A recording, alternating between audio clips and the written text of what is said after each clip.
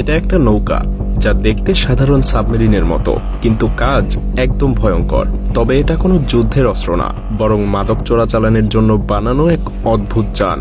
হ্যাঁ, এটাই narco submarine. দক্ষিণ আমেরিকার জঙ্গল থেকে শুরু করে আটলান্টিক মহাসমুদ্র পাড়ি দিয়ে যুক্তরাষ্ট্র কিংবা ইউরোপে পৌঁছানোর জন্য এদেরকে তৈরি করা হয়েছে। গত 10 বছরে 200টারও বেশি সাবমেরিন ধরা পড়েছে। কিন্তু আপনি কি জানেন, ধরা পড়ার সংখ্যার চাইতেও শত শত গুণ বেশি সাবমেরিন এখনও গোপনে চলাচল করছে। ভাবুন তো, পানির নিচে এক বিশাল সংখ্যক নৌযান চুপিসারে গোপনে তাদের কাজ করে যাচ্ছে, আর কেউ সেটা বুঝতেও পারছে না। আধুনিক তথ্য প্রযুক্তির যুগে যেখানে যুদ্ধ বিমান, যুদ্ধ জাহাজগুলো পর্যন্ত ধরা পড়ে, সেখানে জঙ্গলে বানানো একটা ছোট্ট সাবমেরিনকে কেউ শনাক্ত করতে পারে না। এমনকি আমেরিকার নৌবাহিনী প্রতিনিয়ত এই সাবমেরিনের কাছে ব্যর্থ হয়ে আসছে। কেন? কিভাবে এরা এত সফল? তো চলুন পানির নিচের এই রহস্য থেকে একটু ঘুরে আসা যাক। প্রতি বছর হাজার হাজার টন কোকেন চোরাচালান হয় দক্ষিণ আমেরিকা থেকে যুক্তরাষ্ট্র আর ইউরোপে। পুলিশ আর কোস্টগার্ড যতই সতর্ক থাকুক, এর বিশাল অংশ ঠিকই পৌঁছে যায় তার নির্দিষ্ট গন্তব্যে। ধরা পড়া মাদকের পরিমাণ বড় হলেও চোরাচালানকারীদের চালাকি যেন আরও বড়। প্রথম দিকে এই নার্কো সাবমেরিনগুলো খুব সাধারণ আর স্বল্প দূরত্বের যাত্রার জন্য তৈরি করা হতো, কিন্তু সময়ের সাথে সাথে চোরাচালানকারীরা আরও উদ্ভাবনী আর আধুনিক হয়ে উঠেছে। আজকের দিনগুলোতে জঙ্গলের গভীরে লুকানো গোপন শিপইয়ার্ডে তৈরি হয় অত্যাধুনিক সাবমেরিন, যা হাজার হাজার মাইল পর্যন্ত পাড়ি দিতে পারে। কার্টেল আর আইন শৃঙ্খলা বাহিনীর এই যুদ্ধ যেন এক চিরন্তন ইঁদুর বিড়ালের খেলা। কার্টেল নতুন নতুন পদ্ধতি আর প্রযুক্তি উদ্ভাবন করে, আর পুলিশ এবং কোস্টগার্ড সেই সমস্ত থামাতে নতুন নতুন কৌশল নিয়ে আসে। কিন্তু এটাই তো চ্যালেঞ্জ, কার্টেলগুলো এতটা দক্ষ আর আধুনিক কিভাবে হয়ে উঠেছে। চলুন এবার সেগুলোর গভীরে যাওয়া যাক। যদিও চোরাচালানের শুরুর দিকে নার্কো সাবমেরিনগুলো ছিল বেশ সহজ নকশার। এগুলো খুব বেশি জটিল কিছু ছিল না। 46 ফুট লম্বা, যা সমুদ্রের পানির নিচে কিছুটা লুকিয়ে চলতে পারত। এর মাথা পানির নিচে থাকতো, আর রং এমনভাবে করা হতো যেন সমুদ্রের সাথে মিশে যেতে পারে, ফলে রাডারের চোখ এড়িয়ে চলতে পারত এই সাবমেরিন। কিন্তু এর ভেতরটা কেমন? এক কথায় মোটেও আরামদায়ক না। ক্রুরা থাকতো খুবই সংকীর্ণ জায়গায়। পেছনে থাকতো ডিজেল ইঞ্জিন, মাঝখানে ক্রুদের ঘুমানোর জন্য ছোট্ট জায়গা, আর সামনে মাদকের ব্যাগ। একটা সাবমেরিন প্রায় 7 থেকে 8 টন পর্যন্ত কোকেন বহন করতে পারত। এত ওজন নিয়ে সাবমেরিনটাকে পানির নিচে নামিয়ে রাখা হতো যেন সহজে কেউ দেখতে না পায়। এভাবে সাবমেরিনগুলো দিনরাত সমুদ্র পাড়ি দিত। 5 জন ক্রু মিলে ভয়ঙ্কর উত্তাল সমুদ্রের ভেতর ঘন্টার পর ঘন্টা বসে থাকত। কিন্তু এই যাত্রা থেমে যেত এক মুহূর্তে যদি কোস্টগার্ড তাদেরকে শনাক্ত করতে পারত। মজার ব্যাপার হলো, একবার ধরা পড়লে চোরাচালানকারীরা চেষ্টা করত পুরো সাবমেরিন পানির নিচে ডুবিয়ে দিতে, কিন্তু সবসময় সেটা সম্ভব হতো না। এই সাধারণ নকশাগুলোই একসময় মাদক কার্টেলগুলোকে অনেক বড় বড় সাফল্য এনে দিয়েছিল।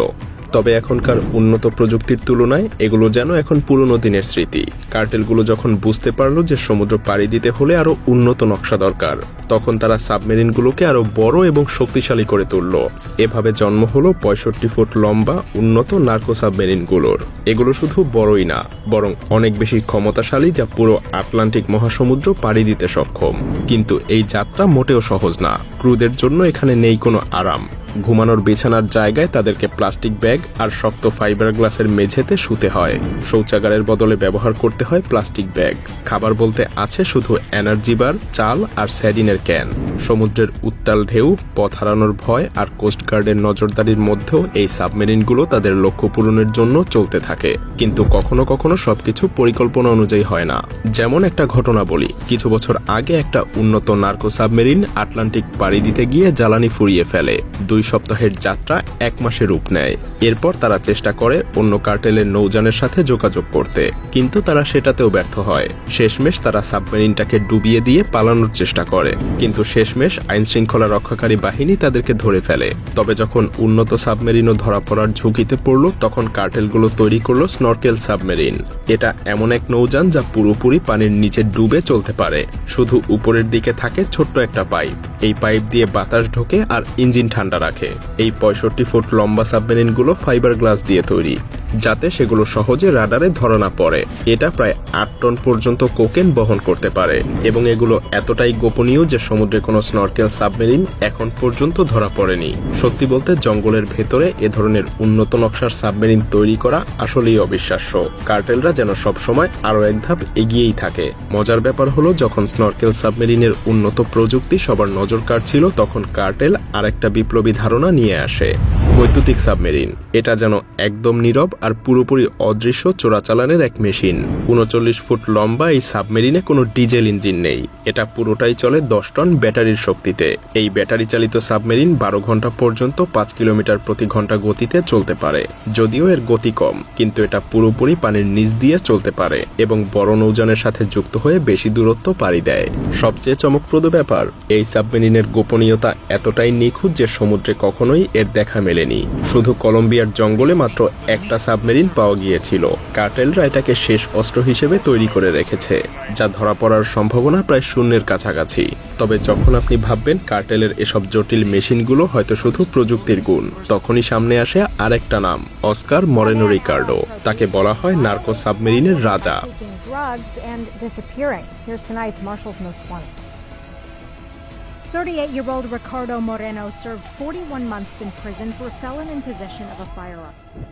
জঙ্গলের গভীরে নদীর পাড়ে লুকানো শিপইয়ার্ডে এই মানুষটা তৈরি করত এমন এক সাবমেরিন যা হাজার হাজার মাইল পর্যন্ত পাড়ি দিতে সক্ষম। তার তৈরি সাবমেরিনগুলো যেন কার্টেলের জন্য সাফল্যের টিকিট ছিল। কিন্তু 2022 সালে রিকার্ডোর দিন শেষ হয়। বহুদিন ধরে আইন শৃঙ্খলা বাহিনীর চোখ ফাঁকি দিয়ে কাজ চালালেও একদিন কলম্বিয়া এবং আমেরিকার যৌথ বাহিনীর অভিযানে ধরা পড়ে রিকার্ডো। তার এই গ্রেফতার কার্টেলদের জন্য একটা বড় ধাক্কা ছিল। অস্কার মরেনো রিকার্ডোর গ্রেফতার হয়তো নার্কো সাবমেরিনের একটা মাত্র অধ্যায়ের সমাপ্তি, কিন্তু এর মানে এই না যে এর লড়াই শেষ। কার্টেলরা কখনো থেমে থাকে না, তারা প্রতিবার নতুন উদ্ভাবনী শক্তি নিয়ে আবার ফিরে আসে। অন্যদিকে পুলিশ আর কোস্টগার্ডও থেমে নেই, তারা নতুন নতুন প্রযুক্তি, উন্নত নজরদারি আর বুদ্ধিমত্তা ব্যবহার করে কার্টেলের এই ছায়াযুদ্ধ থামানোর চেষ্টা চালিয়ে যাচ্ছে।